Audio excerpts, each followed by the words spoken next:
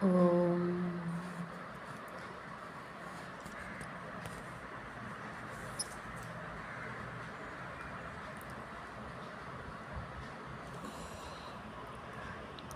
Om. Om.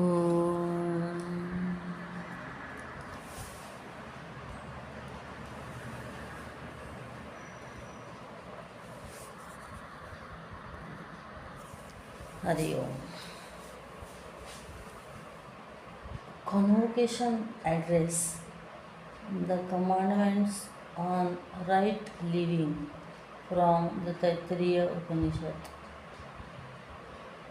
Satyam vada dharman chara swadhyaya anma pramadaha आचार्याय प्रियं धनमाहृत्य प्रजातन्तुं मा व्यवच्छेत्सीः सत्यान्न प्रमदितव्यं धर्मान्न प्रमदितव्यं कुशलान्न प्रमदितव्यं भूत्यैन प्रमदितव्यं स्वाध्याय प्रवचनाभ्यान्न प्रमदितव्यं देवपितृकार्याभ्यान्न प्रमदितव्यं मातृदेवो भव पितृदेवो भव आचार्यदेवो भव अतिथिदेवो भव यान्यनवद्यानि कर्माणि तानि सेवितव्यानि नो इतराणि यान्यस्माकं सुचरितानि तानि त्वयोपास्यानि नो इतराणि ये के चास्मच्छ्रेयागंसो ब्राह्मणाः तेषां त्वयासनेन प्रश्वसितव्यं श्रद्धया देयम् अश्रद्धया देयं श्रिया देयं ह्रिया देयं भिया देयं संविदा देयम् अथ यदि ते कर्मविचिकित्सा वा वृत्तविचिकित्सा वा स्यात् ये तत्र ब्राह्मणाः सम्मर्षिणः युक्ता अयुक्ताः अलोक्षा धर्मकामा स्युः यथा ते तत्र वर्तेरन् तथा तत्र वर्तेथाः अथाभ्या आख्यातेषु ये तत्र ब्राह्मणाः सम्मर्षिणः युक्ता अयुक्ताः अलोक्षा धर्मकामा स्युः यथा ते तेषु वर्तेरन् तथा तेषु वर्तेथाः एष आदेशः एष उपदेशः एषा वेदोपनिषत् एतदनुशासनम् एवमुपासितव्यम् एवमुचैतदुपास्यम्. Speak the truth, practice righteousness, do not be inadvertent about study. Having offered Guru Dakshina, offerings made with gratefulness to the teacher, do not cut off the line of progeny, earn and take to the householder life. There should be no inadvertence about truth. There should be no deviation from the righteous path. There should be no inadvertence about one's well-being. Do not neglect propitious activities. Do not be careless about learning and teaching. There should be no error in the duties towards the gods and mains. Let your mother be a goddess unto you. Let your father be a god unto you. Let your teacher be a god unto you. Let your guest be a god unto you. The works that are not blameworthy are to be resorted to, not others. These actions of ours that are commendable are to be followed by you, not others. You should, by offering seats, remove the fatigue of those Brahmanas who are more praiseworthy among us. Show respect to noble souls. Charity should be done with faith. Charity should be done without faith. Charity should not be done without faith. Charity should be generosity, should be with generosity. Charity should be with modesty. Charity should be done with awe. Charity should be done in a friendly manner. Should you have any doubt with regard to duties or customs, you should behave in those matters just as noble souls do, who may happen to be there and who are able deliberators, who are adepts in those duties and customs, who are not directed by others, who are not cruel, and who are desirous of merit.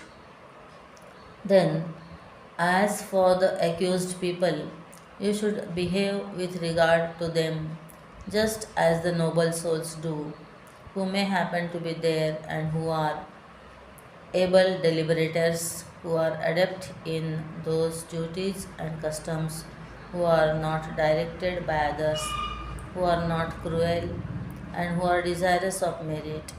This is the injunction, this is the instruction, this is the secret of the Vedas, this is divine behest. All this is to be done. Convocation or graduation song by Parama Puja Guruji Swami Tejomayananda ji.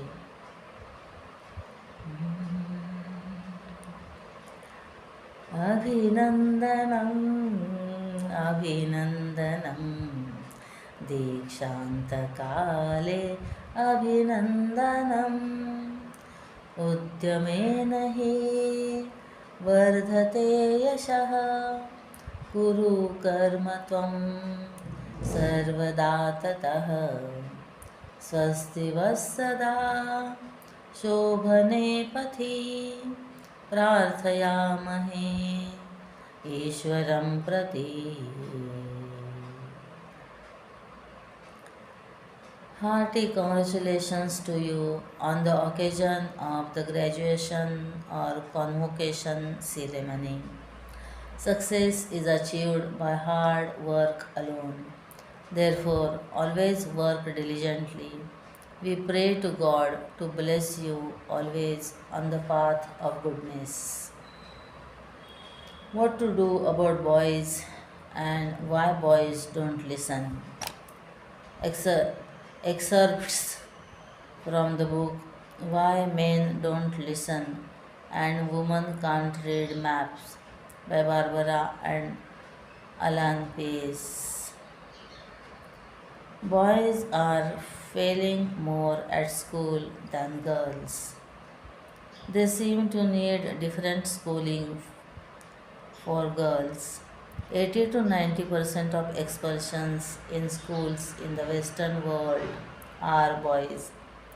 Almost all hyperactive children are boys, and this condition is rarely seen in girls. Instead of dropping subjects that don't appeal to their mindset, which is what girls do, boys drop out of school and become responsible for more community crime, while girls are praised for their ability to compose and send emails to each other on the computer. Boys are suspended for their ability to crack school computer codes and locate X rated pictures on the internet. Overall, boys are doing poorly in many areas of schoolwork. Male role models have deserted the teaching profession, and in primary schools, women now dominate teaching, and the few men who remain have traded their suits and ties for woolly cardigans. Competition has been replaced by cooperation. Learning facts replaced by empathizing with world suffering, and bossy teachers retrained to become gentle facilitators. It's all become very caring and sharing. Out with discipline, in with niceness. Boys are left in a void with no one to role model maleness. One answer is to have single sex schools or single sex classes and to encourage masculine role models back into teaching. We are not suggesting a return to the old days of bullying or the cane. Boys need to be taught the value of respect, tolerance, and cooperation, but they also need to be shown authority, discipline, competition, and masculine role modeling. The feminizing of education has divided boys into two groups, the soft, gentle types and the undisciplined bullies and school dropouts.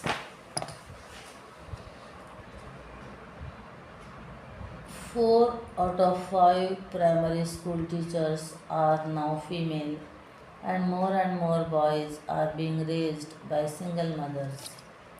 A man who role models a traditional male attribute, such as holding a door open for a woman, can be accused of being sexist, chauvinist, suffering, or aggressive.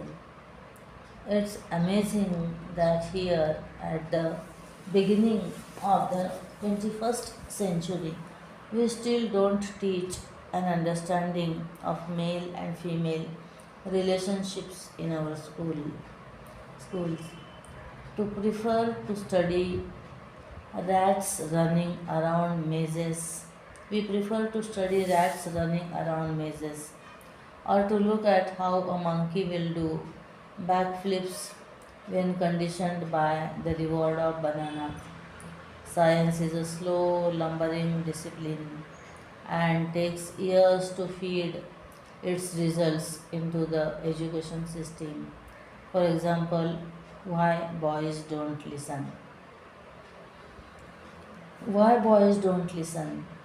Boys are often chastised by their teachers and parents for not listening.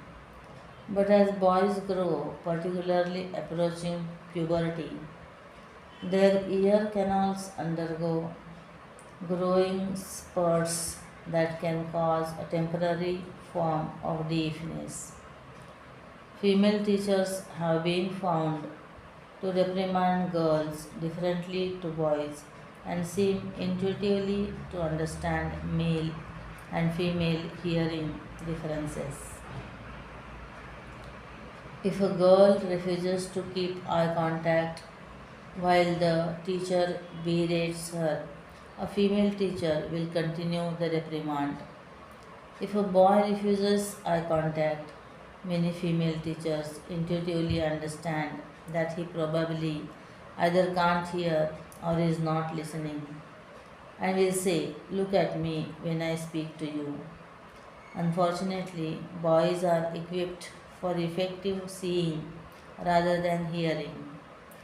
For an easy demonstration of this, just count the number of F's in the following sentence. Finished files are the result of years of scientific research. Boys score better than girls at seeing that there are 5 F's. If the statement is read aloud, however, girls are better than boys at hearing the correct number of F's. Let us become gender sensitive and understand gender differences and adopt suitable teaching learning methods to suit the needs of our students. Chinmaya Uvacha, instructor and teacher. What they call education today is a fraud. There are instructions and no teaching. Thus, we are in an era of instructors and not in the age of teachers. Even today, teachers are irresistibly respected, not instructors. Training for a craft is not education. Educators should transform the student into a person who has learned the art of self control and gained an insight into the ugliness of his own mind, its strength and weaknesses. Swami Chinmayananda. Tejomaya Uvacha. Holistic vision. We do not look at life and this world in its totality. We look at a part of life and think that it is the whole. We divide life into compartments and give unique importance to only some aspects. As a result, there is no total growth and there is therefore no total success. The growth of our personality is lopsided and the joy of fulfillment is missing. Our idea of success is individualistic. The proper prosperity of the entirety has not been looked into. We must look at life as a whole and live a whole life. This is true and complete education. When the vision itself is faulty, then however much we try, we will always be fighting a losing battle. But when the vision is taken care of, everything else will be taken care of. Param Puja Guruji Swami Tejomayananda Ji. The learning parent and teacher. Important things children teach us. 1. It's more fun to color outside the lines. 2. Ask why until you understand. 3. Hang on right tight. 4. Make up the rules as you go along. 5. If the horse you are drawing looks more than like a dog, make it a dog. Save a place in line for your friends. Sometimes you have to take the test before you are finished studying. If you want a kitten, start out asking for a horse. Just keep banging until someone opens the door. Toads aren't ugly, they are just toads. Don't pop someone else's bubble. If you stand on tiptoe to be measured this year, you will have to stand on tiptoe for the rest of your life. You can't ask to start over just because you are losing the game. Chasing the cat is more fun than catching it. Well done. The importance of encouraging our wards cannot be stressed enough.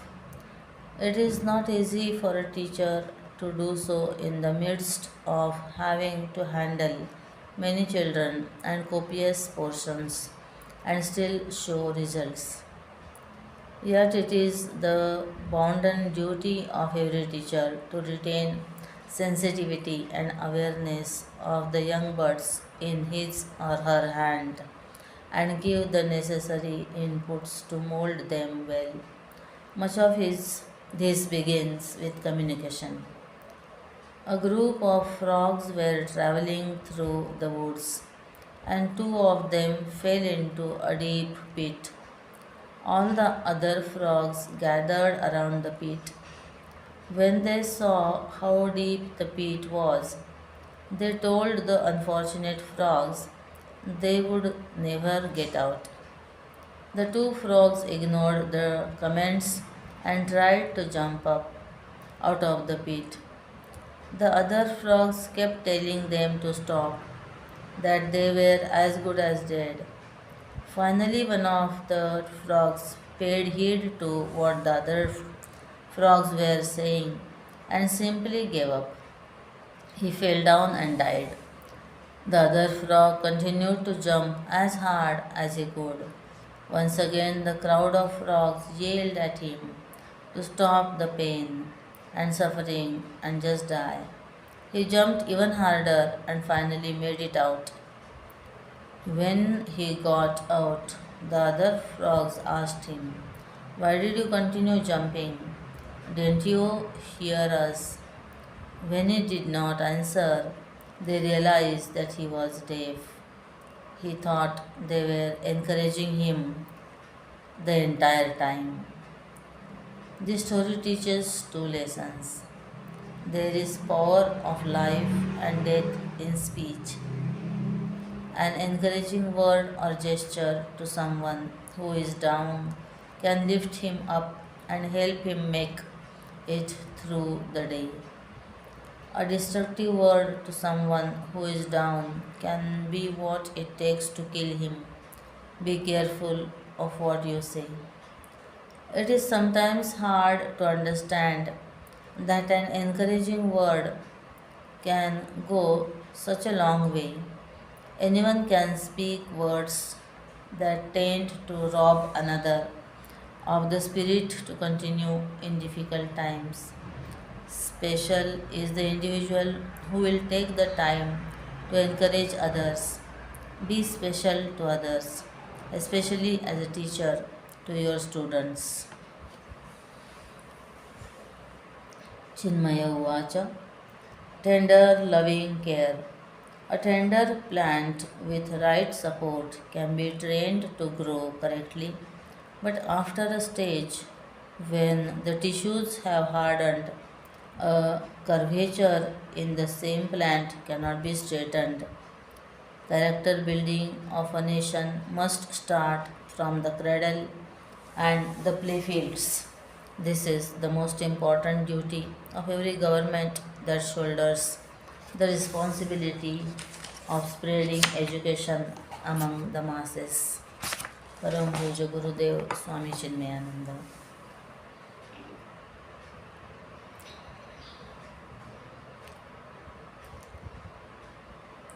Never let go. The story is true. At the prodding of my friends, I am writing this story. My name is Mildred Fandorf. I am a former elementary school music teacher from Des Moines, Iowa. I have also had my share of what I call musically challenged pupils. One such student was Robbie. Robbie was 11 years old when his mother, a single mom, dropped him off for his first piano lesson. I prefer that students, especially boys, begin at an earlier age. When I explained to Robbie, but he said that he had always been his mother's dream to hear him play the piano. So I looked to him as a student. Well, Robbie began with his piano lessons, and from the beginning I thought he was a hopeless endeavor. It was a hopeless endeavor. As much as Robbie tried, he lacked the sense of tone and basic rhythm needed to excel. Over the months, he tried and tried, while I listened and cringed and tried to encourage him. At the end of each weekly lesson, he would always say, My mom's going to hear me play someday. But it seemed hopeless. He just did not have any inborn ability. I only knew his mother was a distance as she dropped Robbie off or waited in her car to pick him up. She always waved and smiled but never stopped in. Then one day Robbie stopped coming to our lessons. I too was glad that he stopped coming. He was a bad advertisement of my teaching. Several weeks later, I mailed to the students' homes a flyer on the upcoming recital. To my surprise, Robbie, who received a flyer, asked me if he could be in the recital. I told him that the recital was only for current pupils. He said that his mom had been sick and unable to take him to piano lessons, but he was still practicing.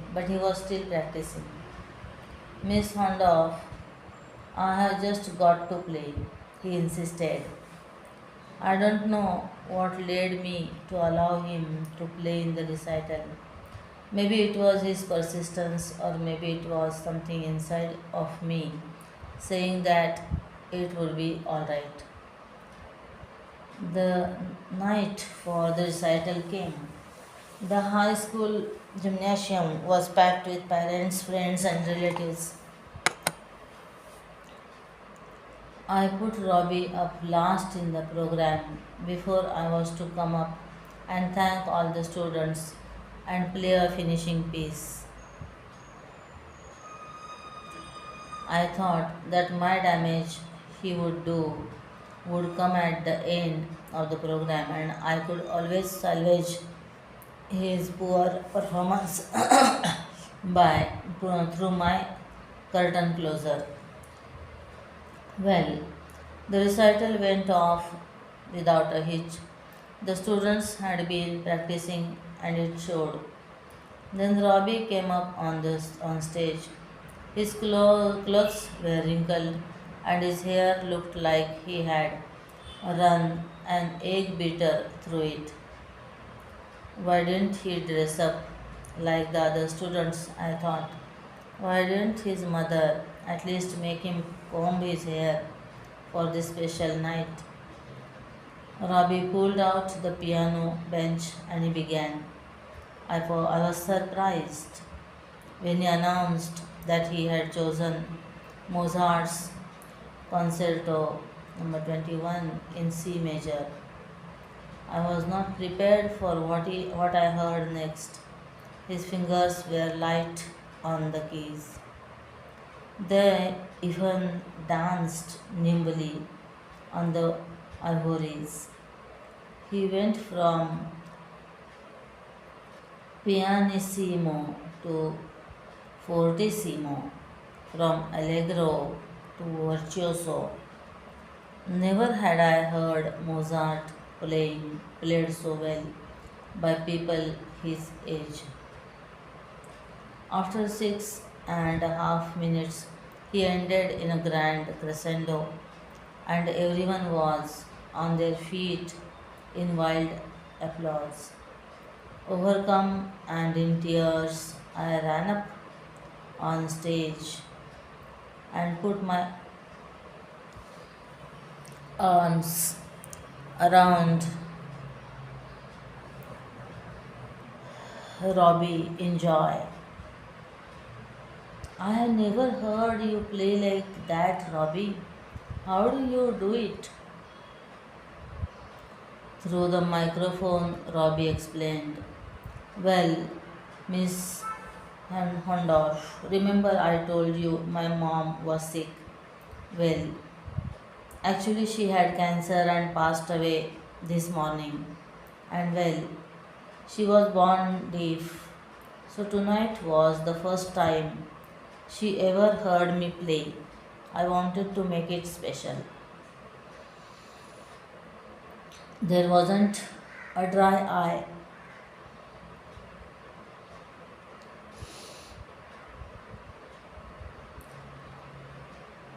in the house.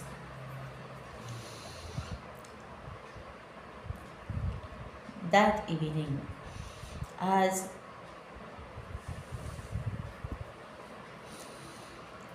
the people from social services led Robbie from the stage to be placed into foster care, I noticed that even their eyes were red and puffy,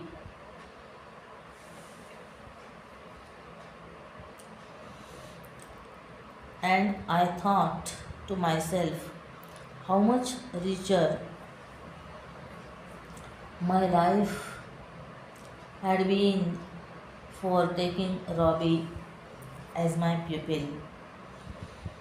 No, I have never had a prodigy, but that night I became a protege of Robbie's. He was the teacher and I was the pupil.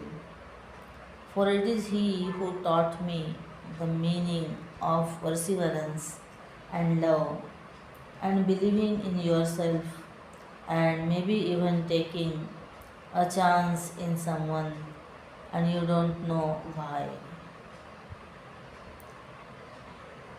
This is especially meaningful to me since after serving in Desert Storm, Robbie was killed in the senseless bombing of the Alfred P. Murrah Federal Building in Oka- Oklahoma City in April of 1995, where he was reportedly playing the piano. Lakshmi Venkateshan.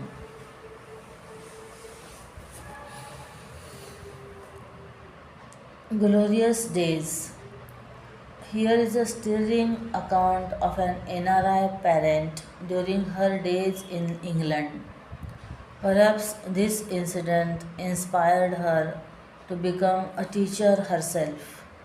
Years later, she returned to India and has been using her rich teaching experience gained there to contribute to schools in India. This piece conveys a unique lesson to all of us, particularly teachers, that teaching is not only of lessons and learning but also of the smallest things you do.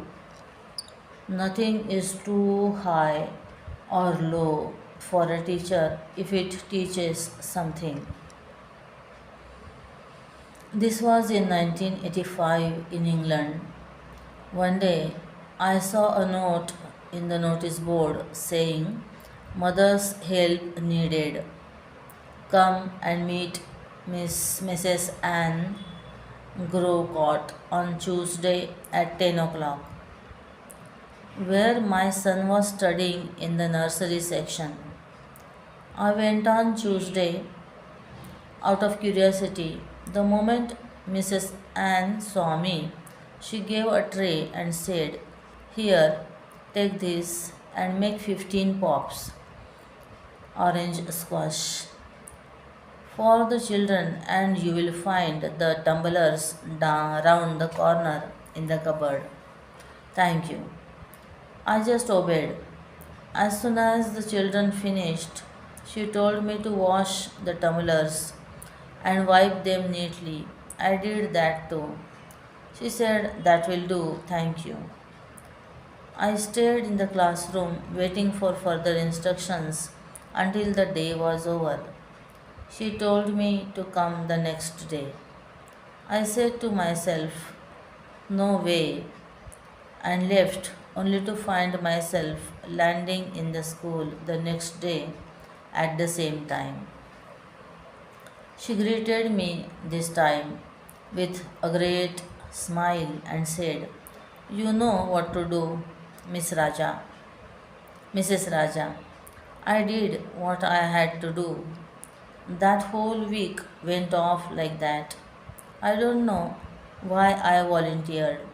There was a feeling of negativity inside me, a feeling of being intimidated by the fact that this teacher was asking me to serve drinks and do washing, a graduate and a doctor's wife. Why not reading a book of doing puzzles? Why not reading a book or doing puzzles? On the eighth day, I had to go back to school because my son had left his PE kit. There I saw a scene which I will never forget in my life. The same Mrs. Anne Grocott, 50 years old, was on all fours cleaning the floor of the classroom. I couldn't ask her anything. I just took the PE kit and walked out.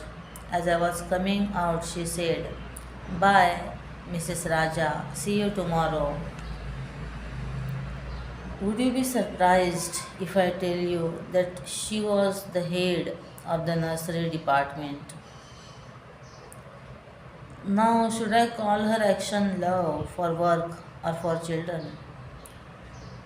Is it true service towards children? I knew that Mrs. Grocott had taught me a good value. One can really find inner peace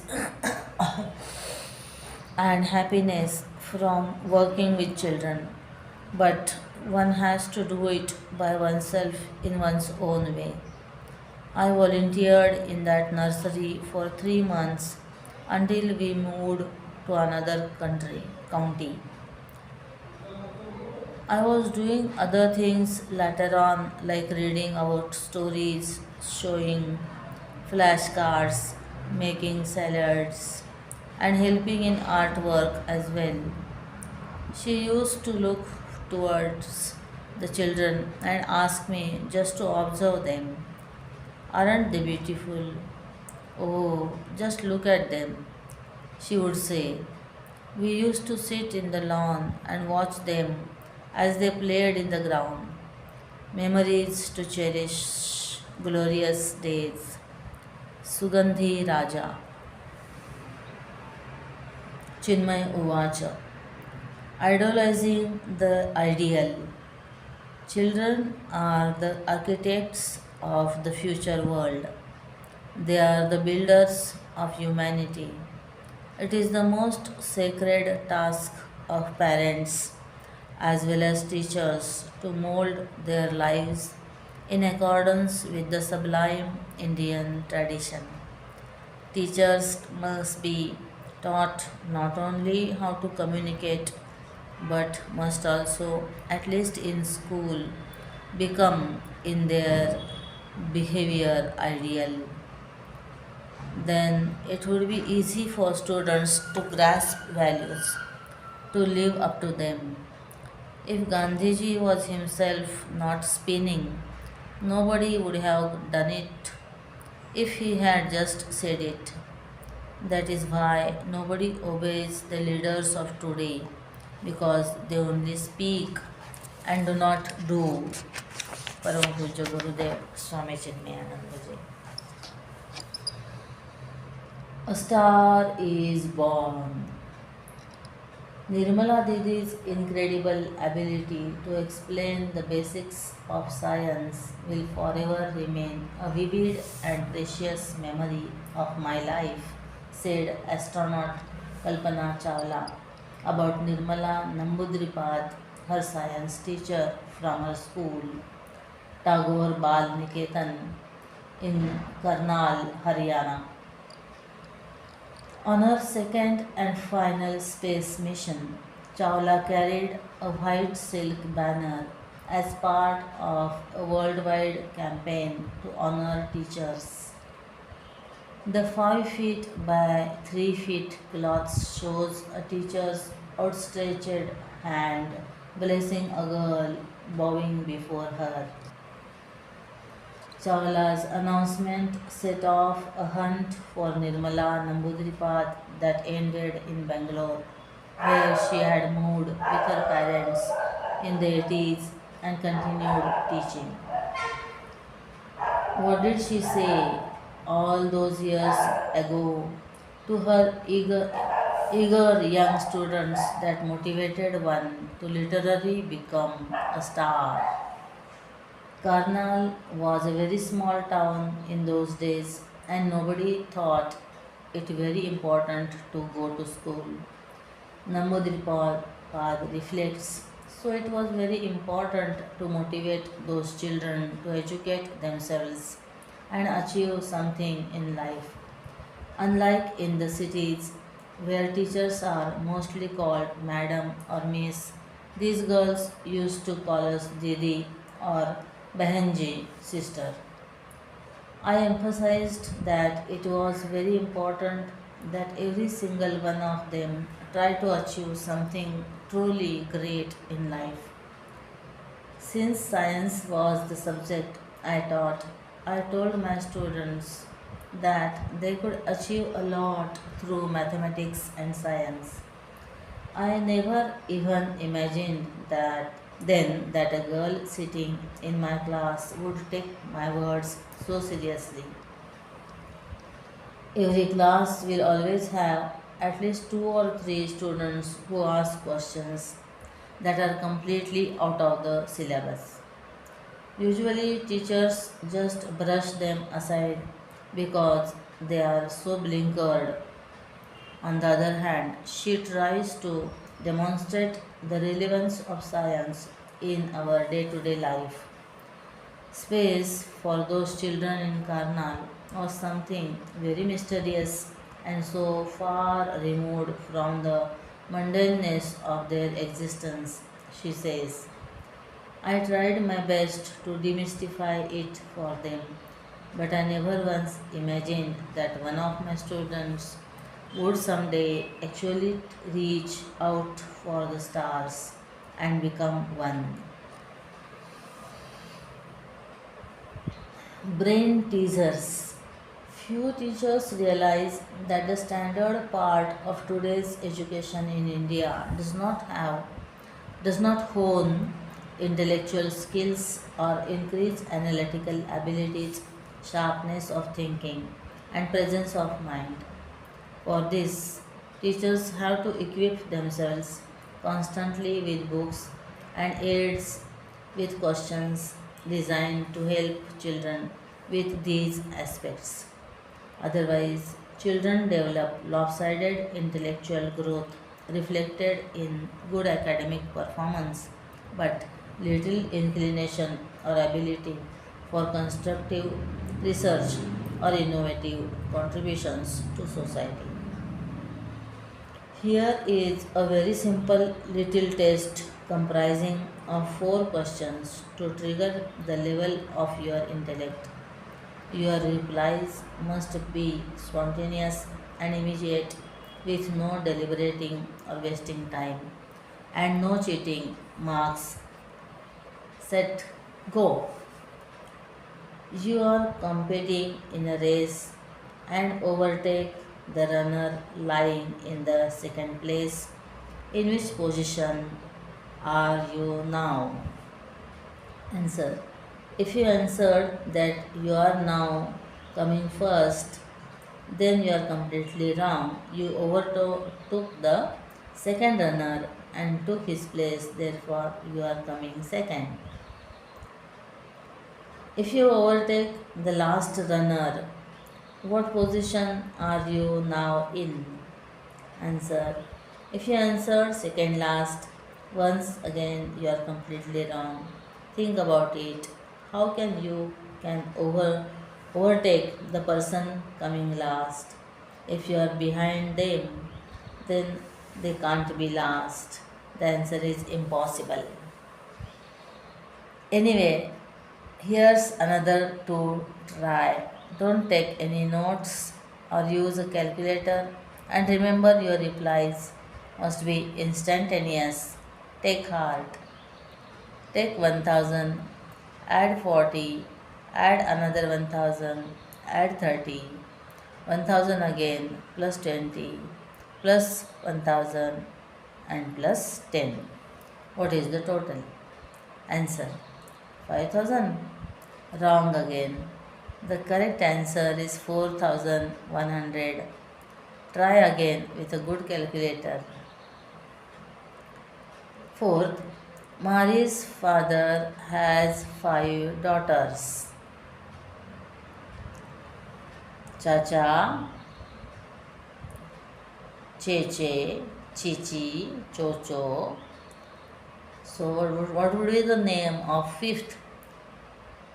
What is the fifth daughter's name? Think quickly, you will find the answer below. Choo choo, wrong.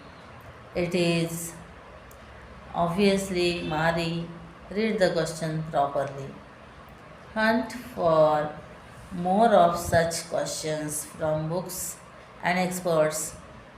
These could become part of your classroom teaching or to add interest in the school assembly. Joy of parenting. Every parent, even the best, goes through frustrating moments in the process of parenting.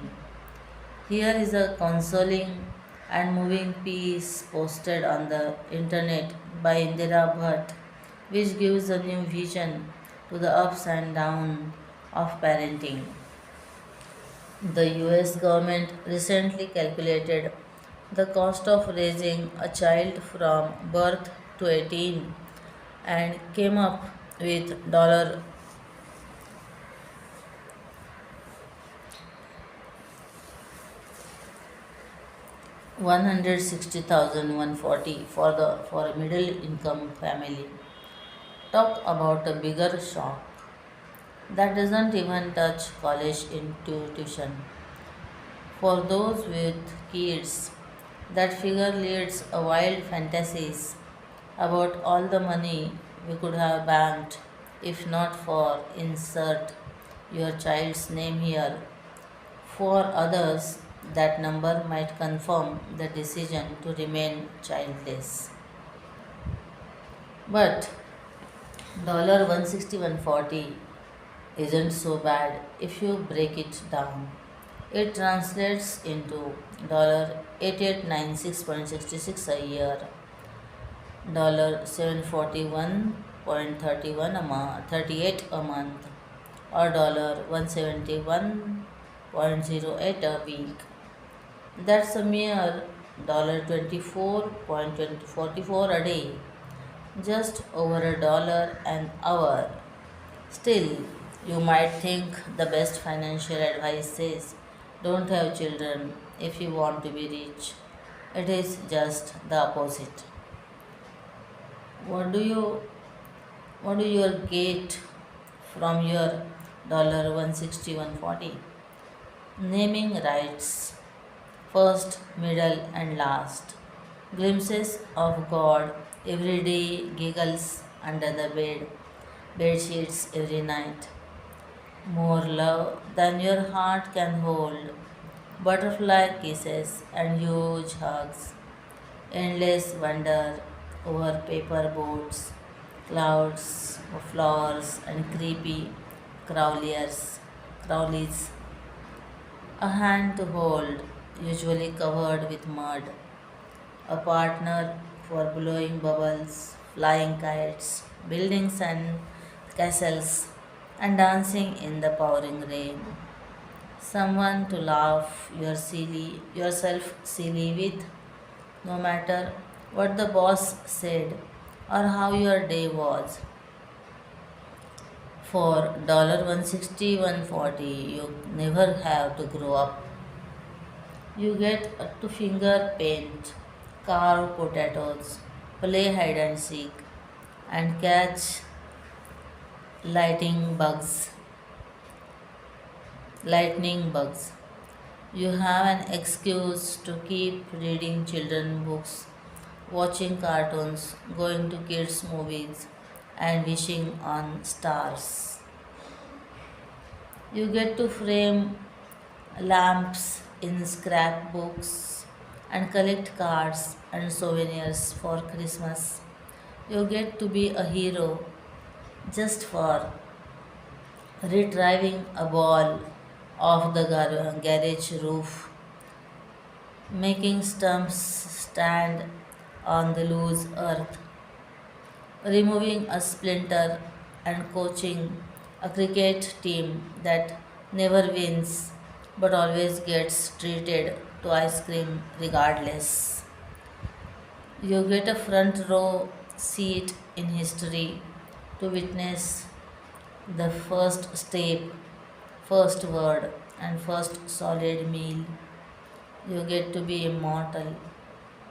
You get another branch added to your family tree, and if you are lucky, a long list of limbs in your obituary called grandchildren.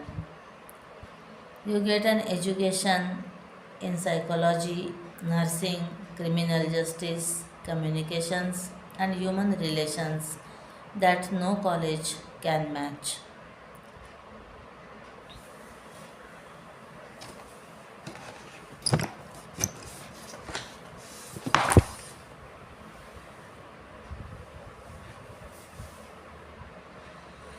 In the eyes of a child, you rank right up there with God. You have all the power to heal a boo boo, scare away the monsters under the bed, patch a broken heart, police a slumber party, ground them forever, and love them without enjoy your kids and grandkids.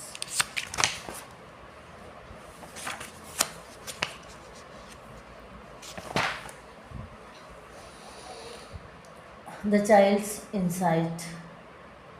Too often, we as a parents underestimate our children's abilities more gravely. We think they see the world and life as we do.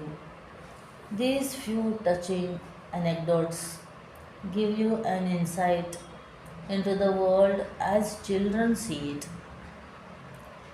What is amazing is the realization that there is so much we have lost with our childhood that we can relearn from such stories.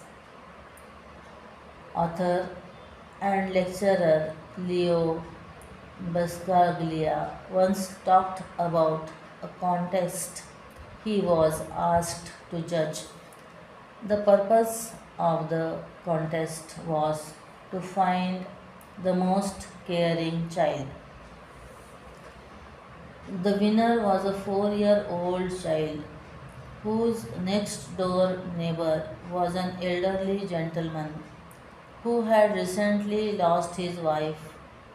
Upon seeing the man cry, the little boy went into the old gentleman's yard, climbed onto his lap, and just sat there where his mother asked him what he had said to the neighbor. The little boy said, "Nothing, I just helped him cry."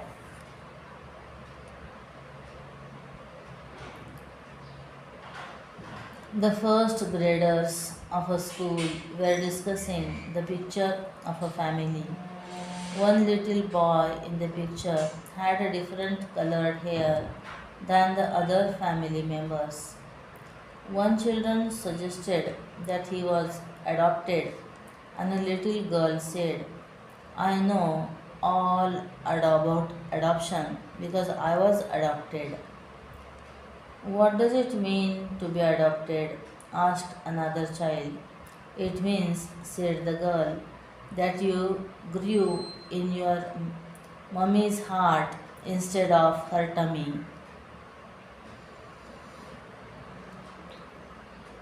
A little boy was trying out for a part in a school play. His mother told me that he had set his heart on being in it, though she feared he would not be chosen.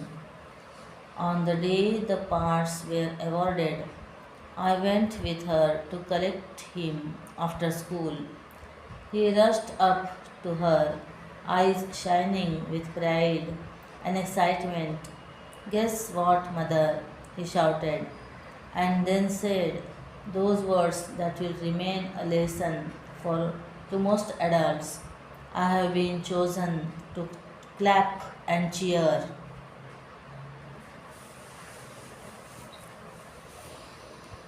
A lesson in heart is my little 10-year-old daughter who was born with a muscle missing in her foot and uses a brace all the time. She came home one beautiful spring day to tell me she had competed in field day where they have lost lots of races and other competitive events. Because of her leg support, my mind raced as I tried to think of encouragement for the child, things I could say to her about not letting this get her down. But before I could get a word out, she said, Father, I won two of the races. I couldn't believe it. And then she said, I had an advantage. Ah, I knew it. I thought she must have been given a head start, some kind of physical advantage. But again, before I could say anything, she said, I didn't get a head start. My advantage was I had to try harder.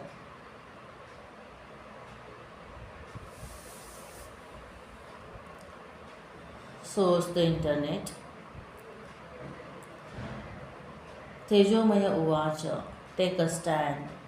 If you don't stand for something, you will fall for everything.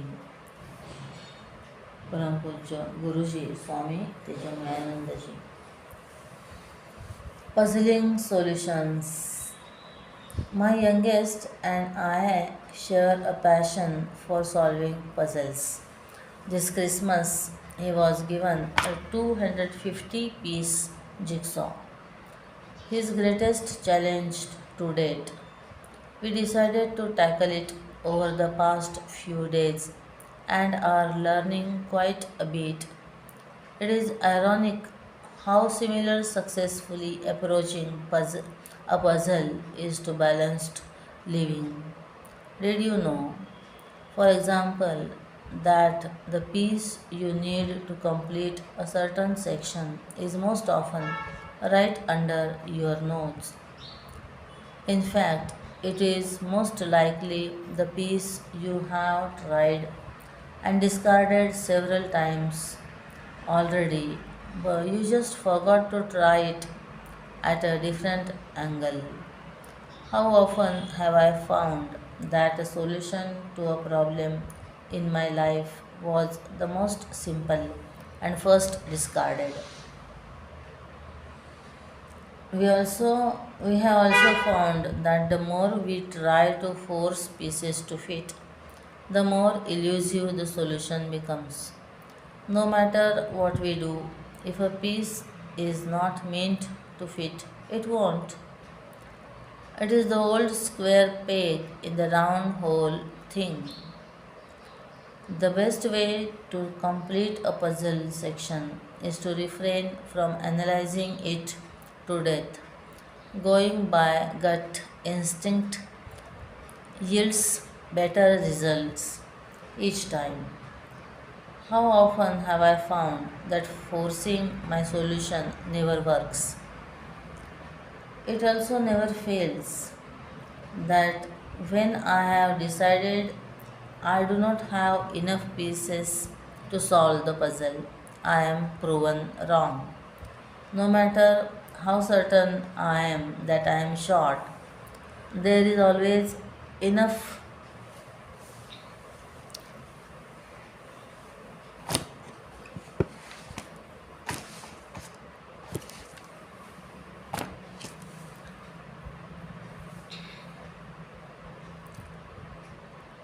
There is always enough to complete the task at hand. How often have I seen that, despite fears to the contrary, I do possess resources to face any challenge? Probably the most astounding thing we found is that there is no law declaring that a solution must be found immediately. The beauty of puzzles is they are solved when they are solved, not a minute sooner. How many times has the sky not fallen as a result of me carefully searching for a solution? I guess my professors were wrong, all those years wrong. The most important lessons do not occur in a classroom. Bury the dead. Vijay was giving much cause for concern to his teachers and parents. He was a normal child but somehow ended up saying and doing all the wrong things in the wrong places and time. One day, one of Vijay's teachers was quite exasperated, but he gathered all his patience and explained to the boy that his behavior was akin to slapping his own father or mother. The teacher walked away, having Vijay staring at him thoughtfully. The next day, as the teacher was walking across the nearby field to the classroom, he saw Vijay digging a hole. The teacher saw him place a small piece of paper inside the hole and quickly cover it up. The teacher stepped over and asked him what he was doing. Vijay looked up at him, still on his haunches, eyes shining, and said, "The old Vijay is dead. Meet the new one, Hari Om." The astonished teacher realized that Vijay had literally buried his past. His parents and teachers are wonderstruck at the change in him thereafter. Vijay is a Chinmay child. Chinmay Uvacha. Teacher, an abode of virtues. The behavior of a teacher must be perfect in all respects. He or she must have large heartedness, flowing kindness, and patience to weed out the mind and to replant new ideas is a most challenging task, and this can be achieved only when the teacher has infinite patience, endless love, and supreme affection, says Param Puja Gurudev Swami Chinmayananda. Making a difference. As Mrs. Thompson, an elementary teacher, stood in front of her fifth grade class on the very first day of school, she told the children a lie. Like most teachers, she looked at the students and said that she loved them all the same. But that was impossible because there in the front row, slumped in his seat, was a little boy named Teddy Stoddard. Mrs. Thompson had watched Teddy the year before and noticed that he didn't play well with the other children, that his clothes were messy, and that he constantly needed a bath. And Teddy could be unpleasant at, as time went by. Mrs. Thompson would actually take delight in marking his papers with a broad red pen, making bold cross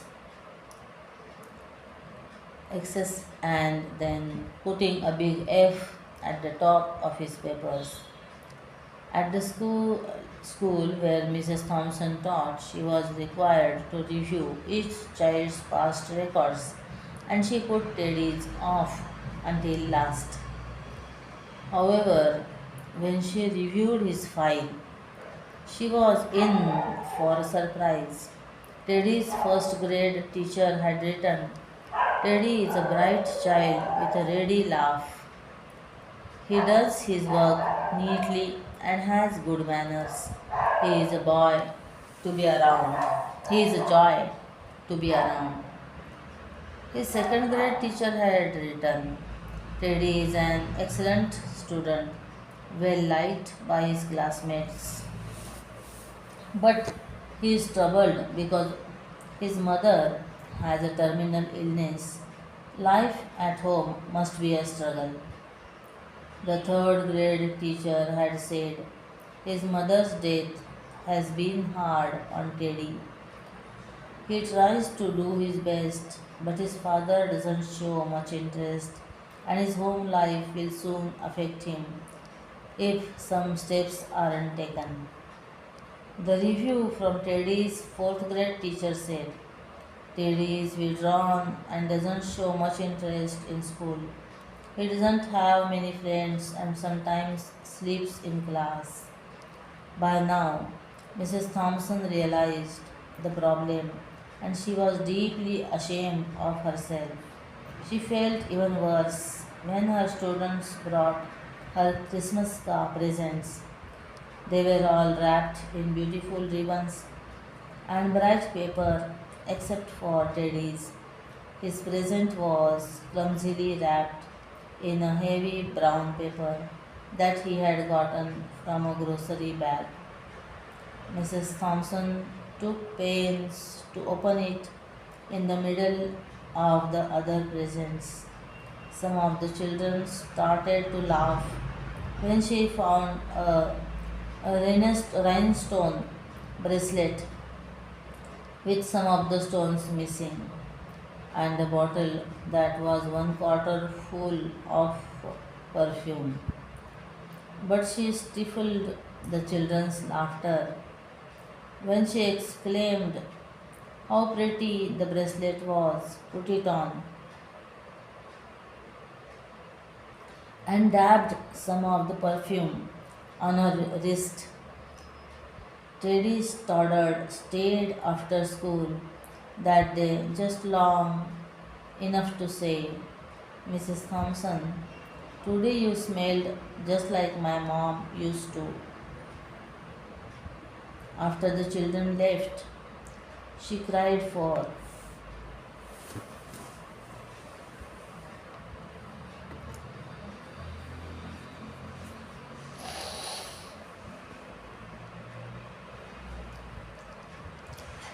she cried for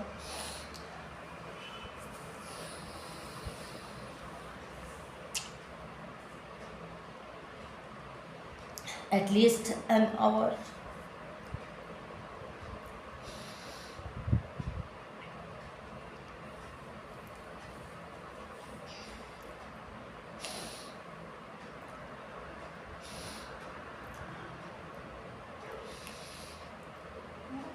On that very day, she quit teaching, reading, writing, and arithmetic.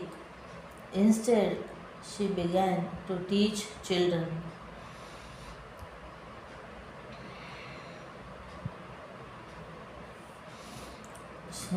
Mrs. Thompson paid particular attention to Teddy.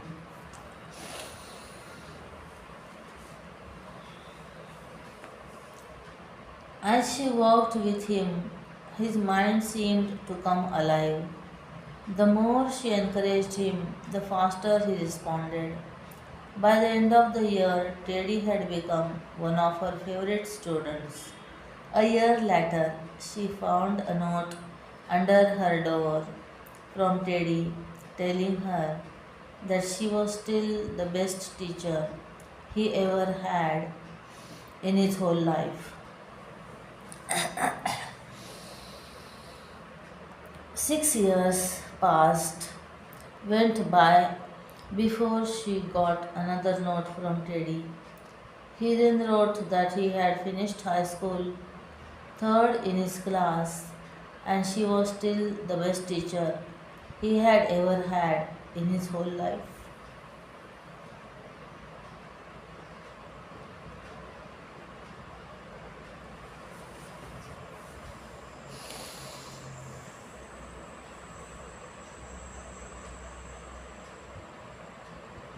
4 years after that, she got another letter saying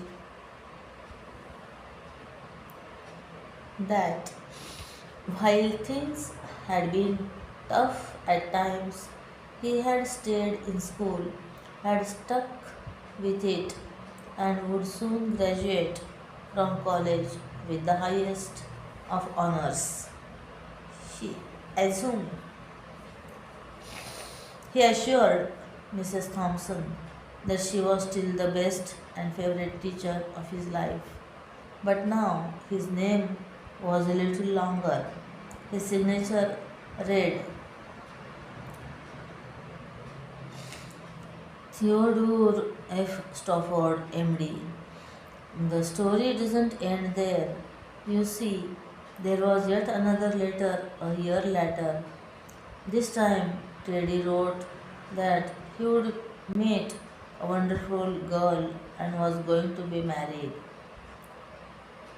He had met a wonderful girl and was going to be married. He explained that his father had died a couple of years ago and he was wondering if Mrs. Thompson might agree to sit in the place at the wedding that was usually reserved for the mothers of the groom. Of course, Mrs. Thompson did. And guess what? She wore that bracelet, the one with several rhinestones missing. She also made sure she was wearing the perfume that Teddy remembered his mother wearing on their last Christmas together. They hugged each other, and Dr.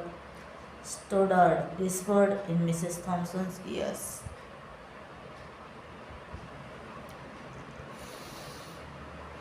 "Thank you, Mrs. Thompson, for believing in me. Thank you so much."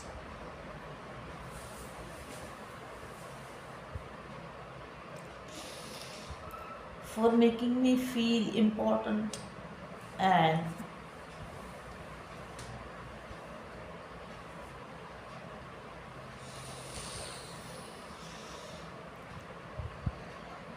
showing me that I could make a difference. Mrs. Thompson, with tears in her eyes, whispered back, she said, "Teddy, you have it all wrong. You were the one, you were the one who taught me that I could make a difference. I didn't know how to teach until I met you."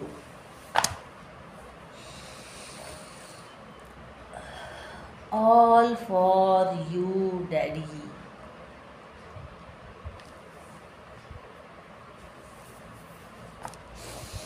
We often learn the most from our children.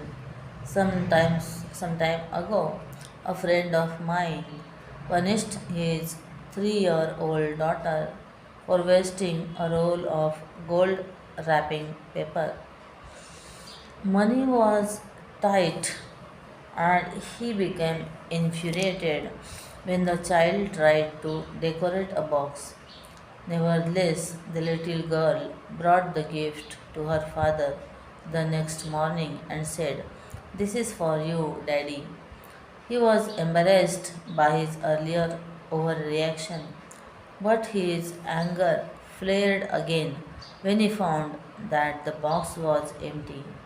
He yelled at her, "Don't you know that when you give someone a present, there's supposed to be something inside it?" The little girl looked up at him with tears in her eyes and said, "Oh, Daddy, it is not empty. I blew kisses into the box. All for you, Daddy."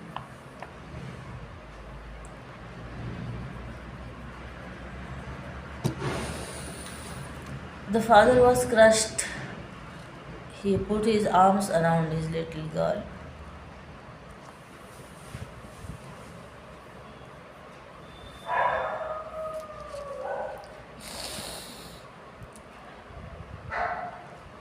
and hugged her.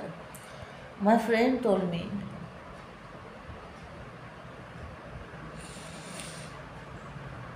that he kept that gold box by his bed for years.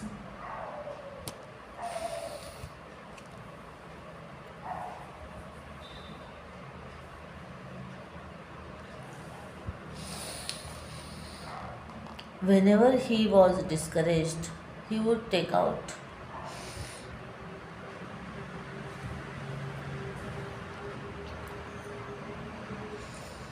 an imaginary kiss and remember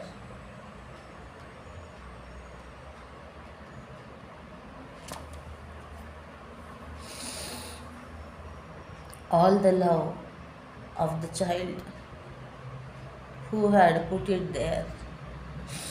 Prema L.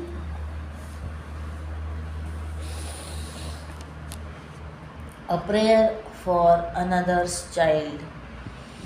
I was taking my usual morning walk when a garbage truck pulled up beside me.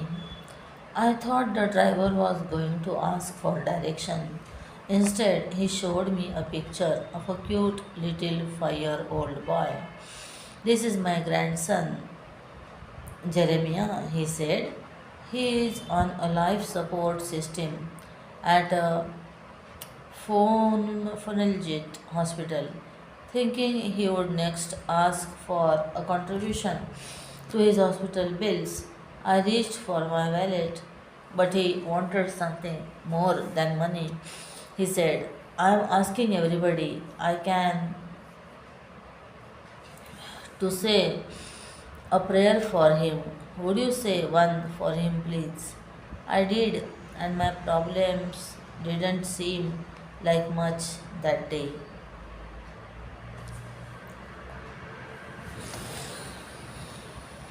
Parents, back to school.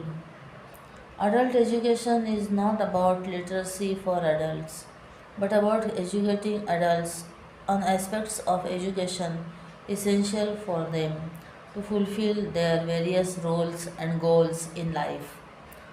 One very important role that most adults play is that of parents. In the present day, most adults get very little formal or informal education, knowledge, or skill on this subject.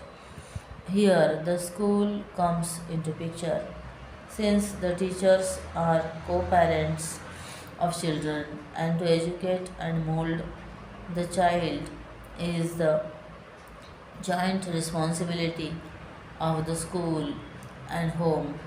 The school can fulfill this important lacuna in education, that is, imparting knowledge of parenting. Psychologists deal only with problem children and parents. Then, what about regular children and parents? Schools can hold seminars, talks, workshops, and the like for parents by experts focusing on physical health, hygiene, nutrition, and so on, emotional behavior and related areas, intellectual and spiritual aspects of the child's upbringing. The new parents of the school should be oriented to the vision and mission of the school so they can play a positive role of cooperating and supporting the school. Parents be aware. Some behavior attitudes of parents that adversely affect children. Some parents are eager to fight their children's battles and not allow them to face challenges. Parents fight with teachers for more marks for their children's performance in exams. Parents criticize the teachers, principal, and school in front of their children. Parents advise children on how to cover the syllabus or curriculum. Parents lie and procure false medical certificates in order to take leave from school. Parents do not want children to face the consequences of the wrongs they have done. As long as the child feels momentarily bad for what he or she has done. The parents feel that that is punishment enough. Parents make excuses, permit or encourage children in breaking school rules and bad behavior, citing their own examples of such behavior in their own school days to their children. Parents do not do their children's homework or projects out of sympathy, out of child's insistence, or to help them get good grades. But will this help or harm the child in the long run?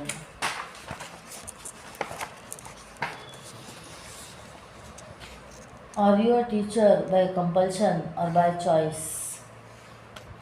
Teacher by compulsion did not get admission in any other profession, so become a teacher. A low self esteem as feels I am only a teacher, not a doctor, engineer. Would advise own children or others never to make the mistake they made in becoming a teacher and giving a second chance would not choose to be a teacher. Became a teacher because it is easy to qualify B.Ed course is only for 1 to 2 years and easy to clear. Colleges do not even require a B.Ed and it is relatively an easy job with lots of holidays and no need to work late. So, no special love for children, students learning, teaching, or knowledge. Children wait to such a teacher's class to get over or grow to dislike the subject taught by him or her. Waits for weekends and holidays, preferring more time away. Is frustrated, tense, feels overburdened, often complains, and has little enthusiasm or interest. Never updates knowledge or hardly prepares for the class, attends seminars, etc. as forced by an institution, uninterested in implementing new concepts and uses old methods even when found ineffective, either unaware or does not care for his or her weaknesses or strengths and therefore does not do or want to do anything about them, is more concerned about the rights of a teacher than the duties, only passes on information and is interested mainly in completing the curriculum, considers teaching as a job, a means to earn a living. Teacher by choice, even if had got admission to other lucrative professions like engineer, doctor, choose to be a teacher. A high self esteem as feels I am proud of being a teacher. It is a very noble profession, in no way inferior to others. Would love it if their own children or others choose to become teachers and never regret becoming teachers themselves. Regard these perks as side benefits, not the reason to take up teaching. Loves students, learning, teaching, and knowledge.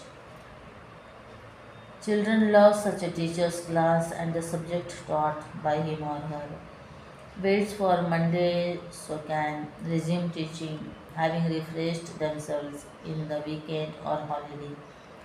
Feels inner satisfaction, works tirelessly, never complains, is always enthusiastic and interested, always updates her own knowledge of the subject and prepares for a class, attends seminars, etc., buys books even with own money to learn new technique, teaching, learning methods, and implements the same. Aware of his or her strengths and weaknesses and cares enough to do something about them, is more concerned about the duties of teacher than the rights, facilitates learning of the subject by helping students convert information into knowledge, considers teaching as a joy, a means to live a fulfilled life. Choose: I am a teacher by compulsion or choice. Even if by compulsion, it does not matter. Make it your choice today. Congratulations, it is teachers by choice who can make a difference. We can, we must, says Swamini Vivekananda. Thoughts to ponder. Inspiration. By the law of karma, good begets good and evil, evil. We doubt this often as we do not see directly when, how, and where the good and bad we do comes back to us.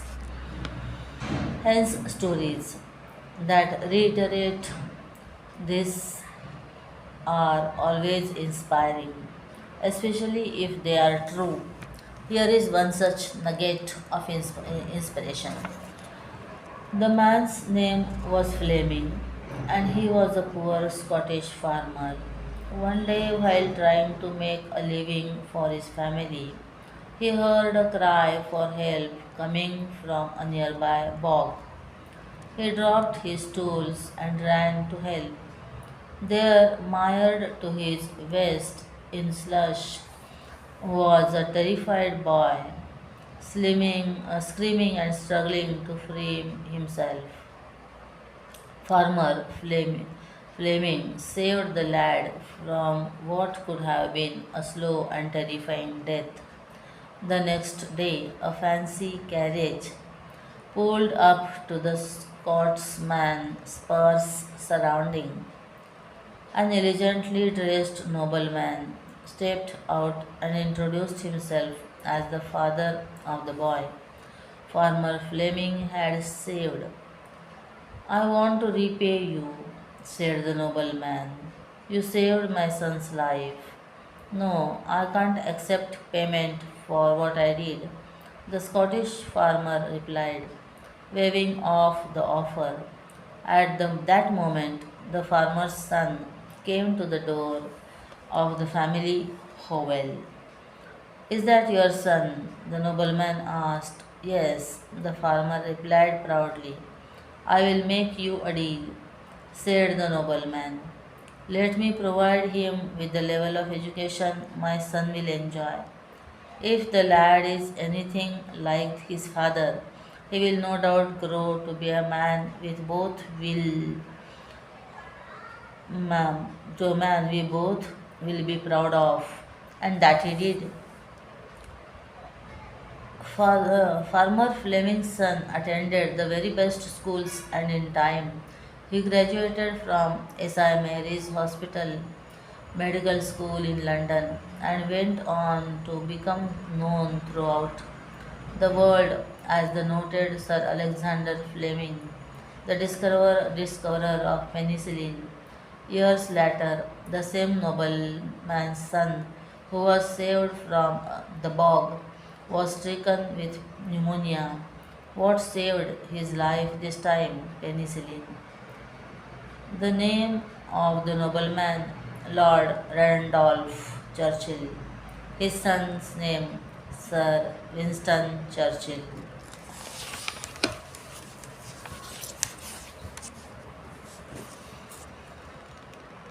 Is anyone listening? In the years of colonial rule in India, England, suddenly smitten over with the great idea of civilizing India, conceived that the way to do this was to make Indians like Englishmen.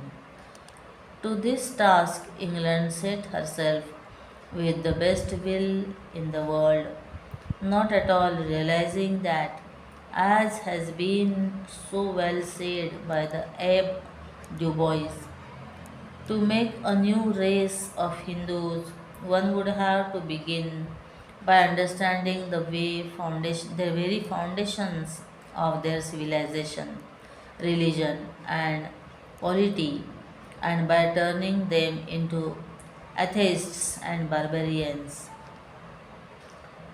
Sir George Birchwood said about the Indian education system, our means British education has destroyed their love of their own literature, the quickening soul of a people, and their delight in their own arts, and worst of all, their repose in their own traditional and national religion. It has brought discontent in every family so far as its baneful influences have reached. The root of the question is this: that modern education, which Englishmen are so proud of having given to India, was really based on the assumption that India was a savage country, which it was England's divine mission to civilize. The fact was more truly realized by Sir Thomas Munro when he wrote that if civilization were to be made an article of commerce between the two countries, England would soon be heavily in debt or debt. In the words of Sir Henry Craig, even in those days, it was necessary to abandon the senseless attempt to turn an Oriental into a bad imitation of a Western mind. It is not a triumph of our education. It is, on the contrary, a satire upon it. When we find the sons of leading natives expressly discouraged by their parents from acquiring any knowledge of the vernacular, we must abandon the vain dream that we can reproduce the English public school on Indian soil. We must recognize that it is a mistake to insist that a man shall not be considered to be an educated man unless he can express his knowledge otherwise than in a language which is not his own. Make it happen. Schools can take the initiative in equipping students to deal with the challenges they would face when they step out into the world. CBSE schools are now emphasizing on teaching life skills, both personal and relational. The grade ninth students of the school can be taken for a personality development camp to any of the ashrams of the Chinmay mission. They can be guided by the acharyas to the mission and other experts on topics like facing adolescence, facing life, leadership, and learning skills. Apart from developing their personality, a strong grounding on moral values, spiritual practices, and living in an ashram atmosphere, Gurukula lifestyle can also be inculcated into their budding minds. This is being done each year by TVS School, Madurai, at the Chinmay Gardens, Coimbatore. Later, Chinmay Vidyalaya, Coimbatore also conducted such a camp. The response was so overwhelming that it has been decided to make it an annual feature and a part of their curriculum. Such camps are called Chinmaya Vidya Vihar camps. Learn with fun time for Chinmaya Vidyalaya students. Let all our Vidyalayas start Chinmaya Vidya Vihar camps. Let us make it happen. Ponder.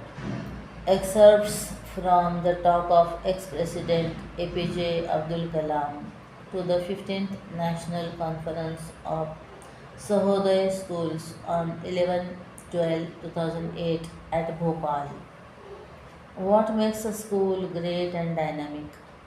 A school with capable teachers a school bubbling with creativity everywhere, a school that cherishes a learning environment with library, internet, e-learning and creative laboratories, a school that generates students with confidence that I can do it, that in turn will generate the team spirit that we will do it and India will do it.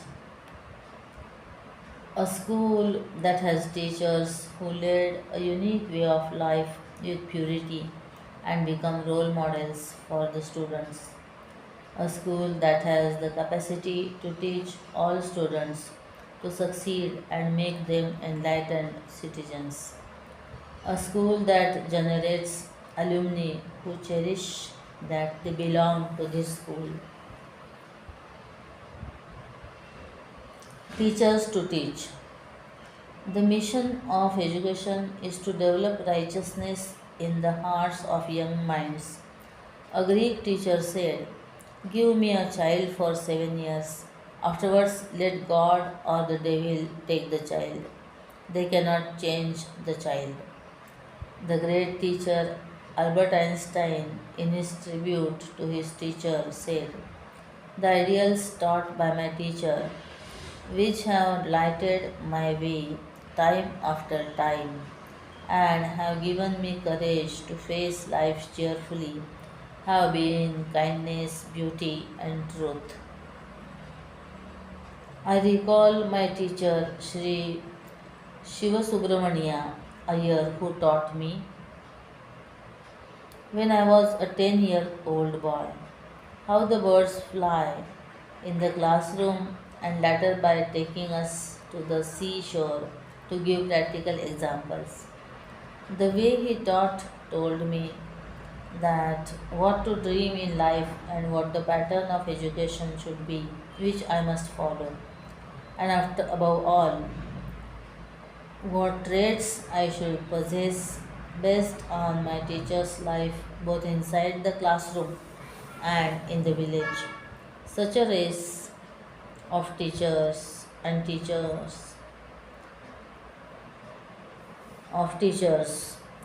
should multiply. Albert Einstein said, "Try not to be a man of success, rather, try to be a man of values." Vision for the school.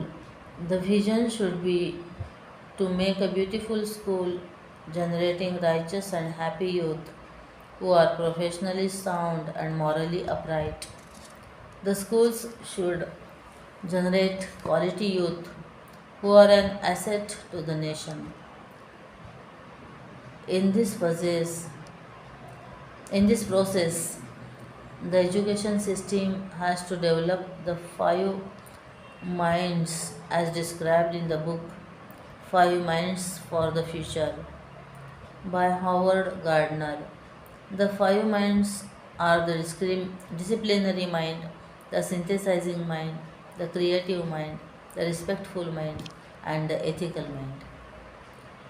To develop these five minds, one need not change the syllabus of the school, the vision of the school, culture and ambience of the school, and the teacher's way of life will help to develop these five minds among the students.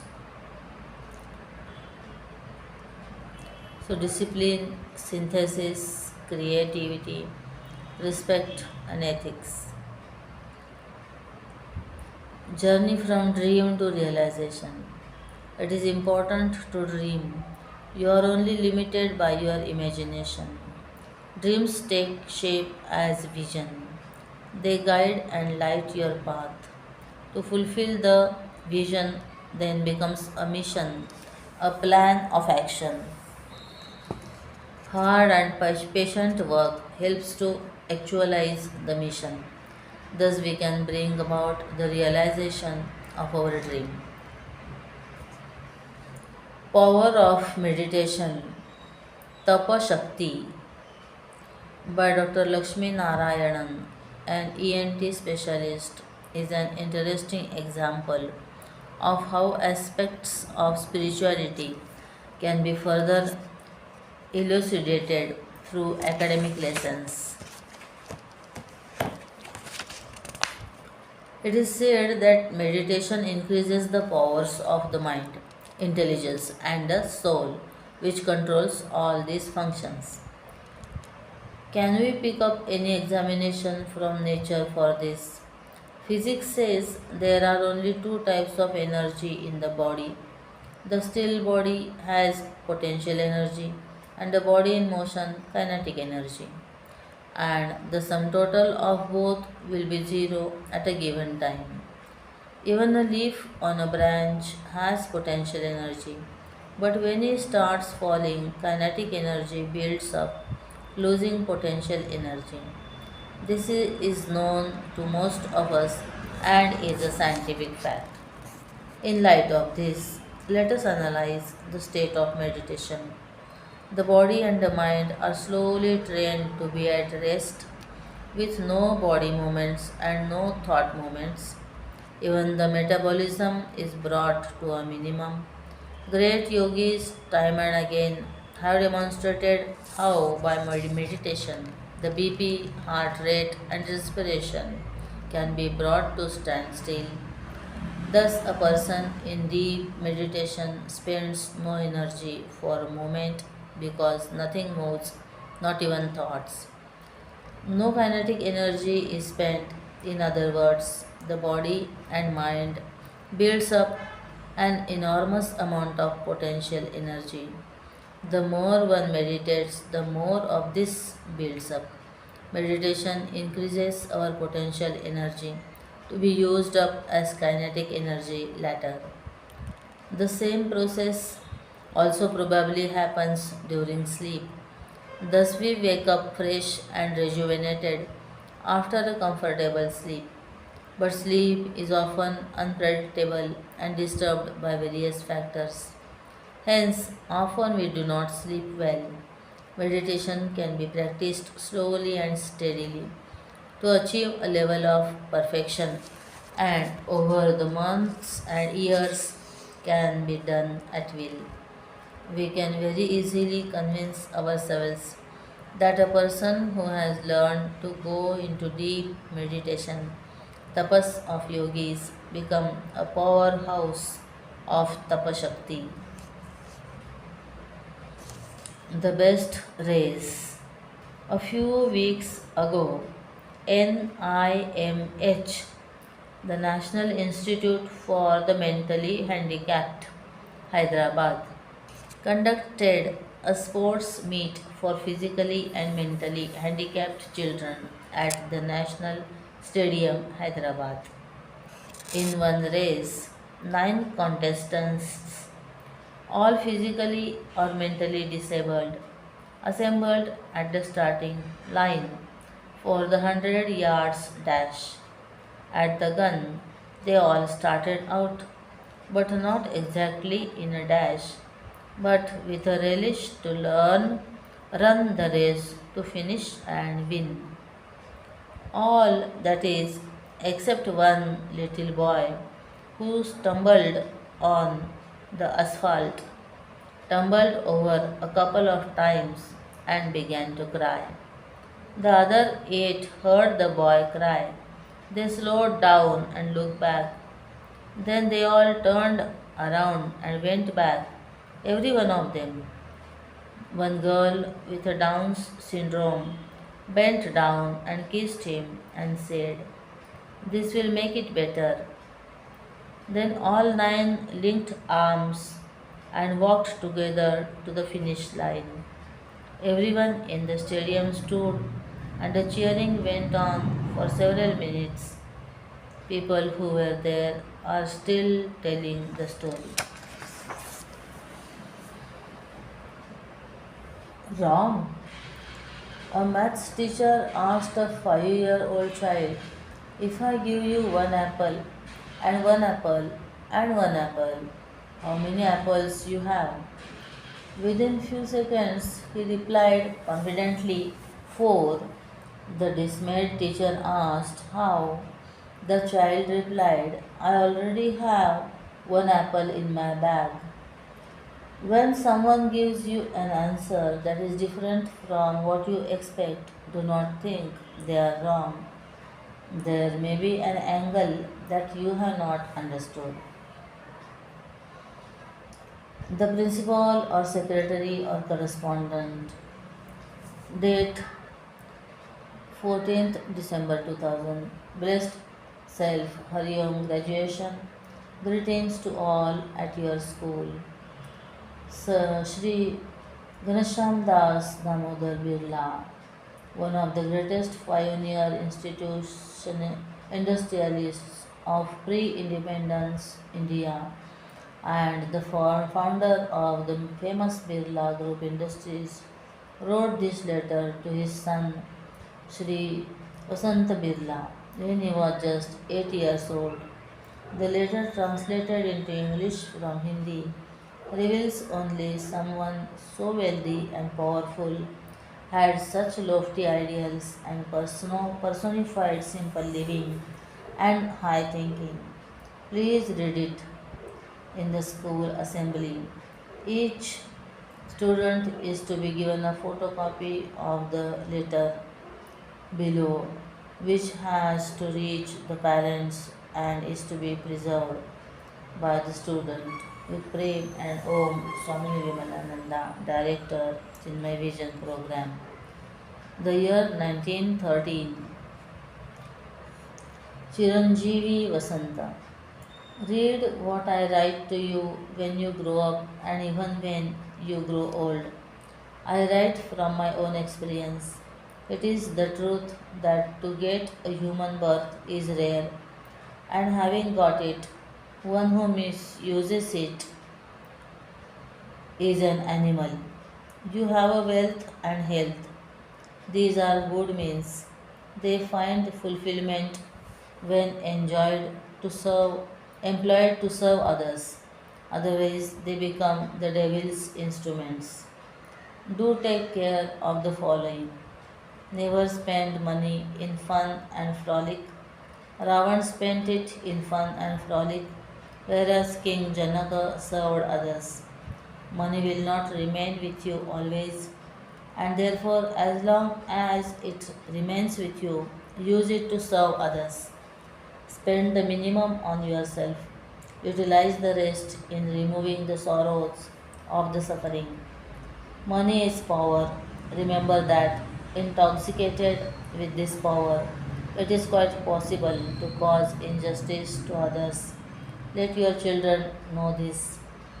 If your children become indulgent and comfort loving, they will sin and our business will go to ruins. Do not ever give your wealth to such useless children. Distribute it to the poor before it falls into their hands. Do remember that you are the trustee of this wealth. We brothers have really worked to increase our business.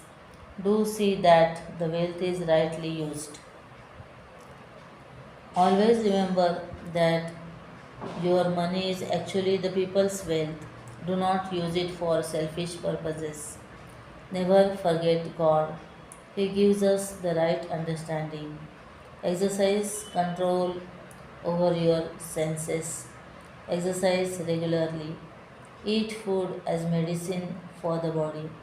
One who eats to pamper his tongue dies early and is incapable of working. Kakoji J.D. Birla. Special features of Chinmaya Vision Program. CVP augments the role of teachers, parents, and the management in this ennobling endeavor. The teacher is guided into this program with the help of the CVP manual, seminars, and newsletters. Teachers' assessment scales enable him or her to assess self worth and effectiveness.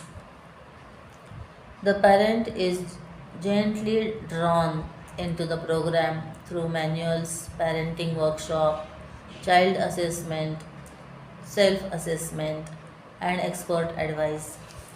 The school management, through its active participation, significantly helps this program, which aims at all round man making education and not just academics at the cost of other aspects of a child development. Thus, CVP makes significant breakthrough in the character molding and personality development of growing children, contemplating complementing academic excellence, which is what true education is all about. CVP is a value education and value based education. Value education is when a specific time is allotted for inculcating values through stories, activities, games, etc.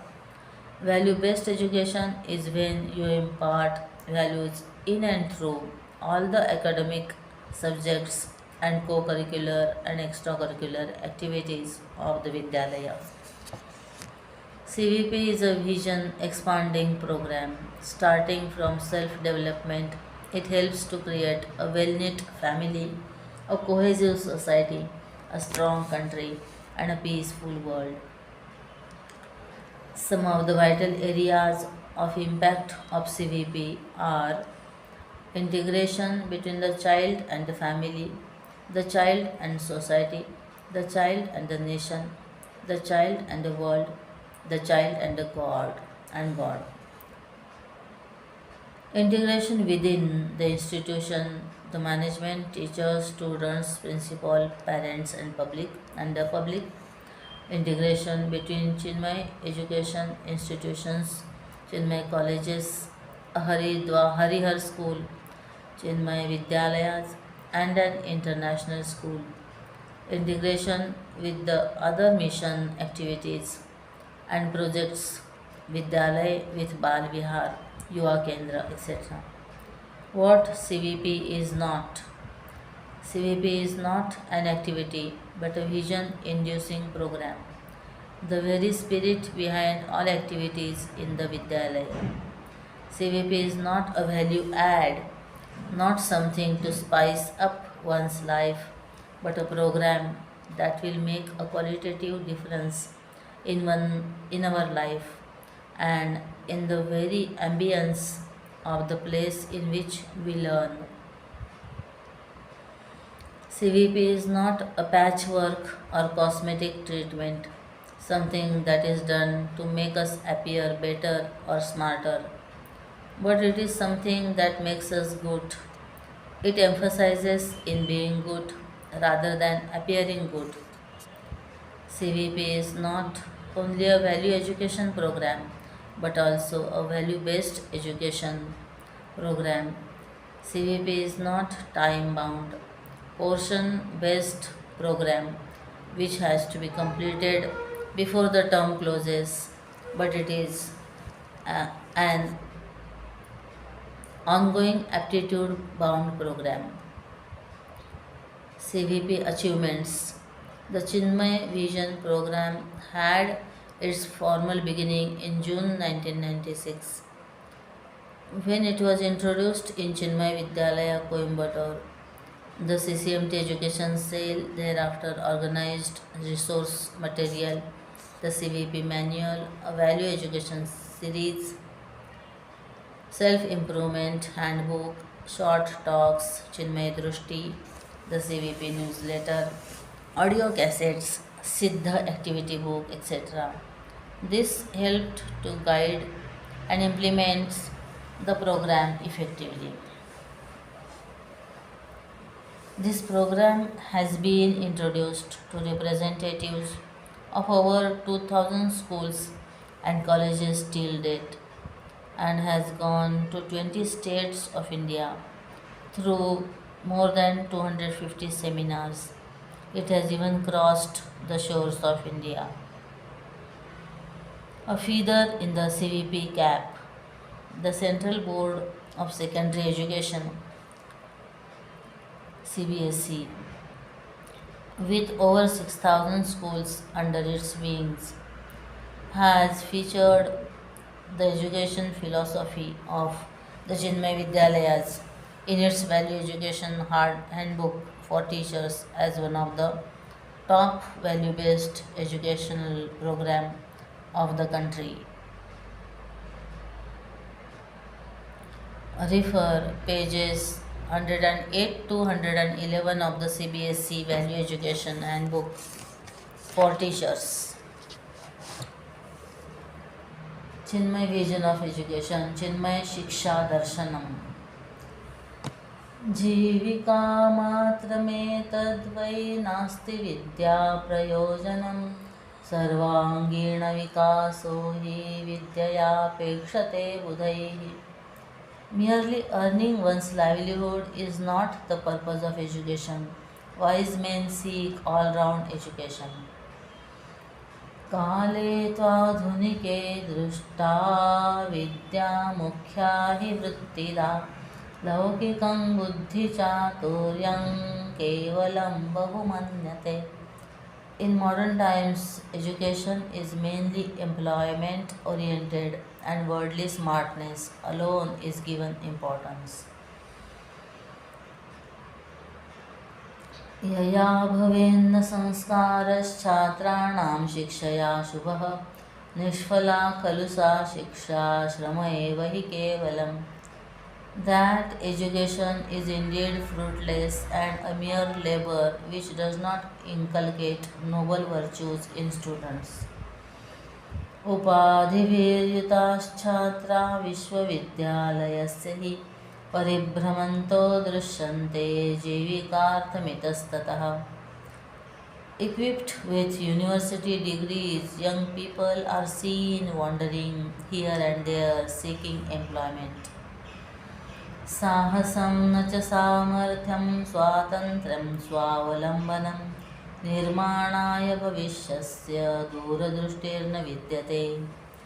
They lack virtues like courage, efficiency, independence, self-reliance and foresight necessary for making their future. विना जीवनदृष्टिर्हि विना सेवाव्रतं तथा विना विद्यापूर्णा भवेत् कर्म विना ब्रह्मार्पणं यथा. Without a vision of life and a spirit of service, education is incomplete, like work that is not dedicated to God.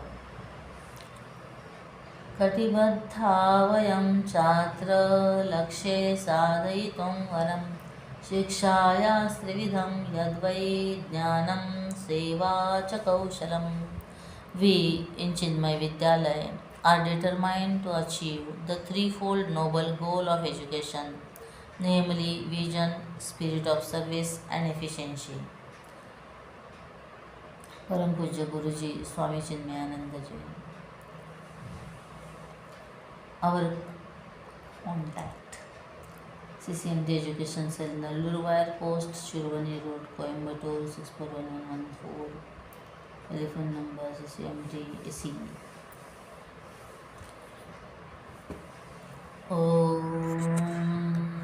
पूर्णमदः पूर्णमिदं पूर्णात् पूर्णमुदच्यते पूर्णस्य पूर्णमादाय पूर्णमेवावशिष्यते.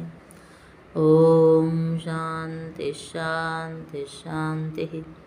हरिः ॐ श्री गुरुभ्यो नमः. हरिः ॐ श्री सीतारामचन्द्रार्पणमस्तु.